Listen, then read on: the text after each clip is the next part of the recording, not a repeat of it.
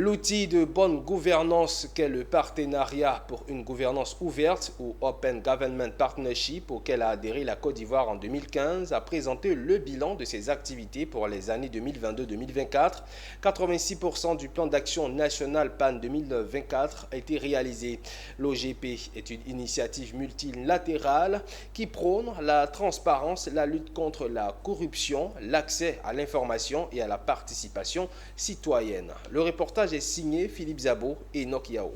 L'OGP est un instrument qui sert à renforcer la qualité de la gouvernance avec les parties prenantes que sont l'administration publique, la société civile, le secteur privé et les médias.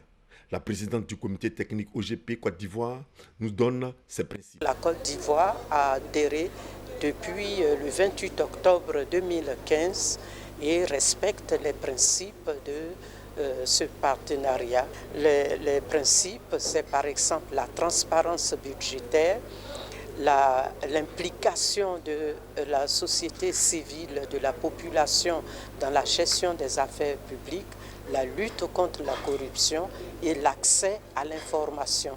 Après avoir défini l'OGP et donné ses principes, elle a présenté le bilan du plan d'action national 4 et écorché les perspectives du plan 5.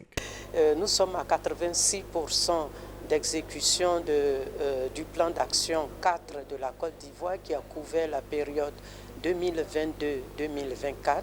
Sur 11 engagements, il y a 7 qui sont entièrement terminés, 3 qui ont un taux substantiel et un seul qui est limité.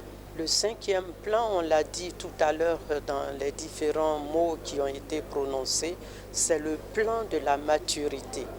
Nous sommes à 10 ans de mise en œuvre du processus en Côte d'Ivoire et nous avons essayé dans la prise des engagements de prendre des sujets, des thèmes qui intéressent à plus d'un titre les populations afin que ce plan soit plus réformateur, plus impactant pour la population ivoirienne. En Côte d'Ivoire, la responsabilité de la coordination du processus et des activités du gouvernement en matière d'OGP incombe au ministère du Commerce et de l'Industrie. Ce dernier était représenté à cette cérémonie par son directeur de cabinet.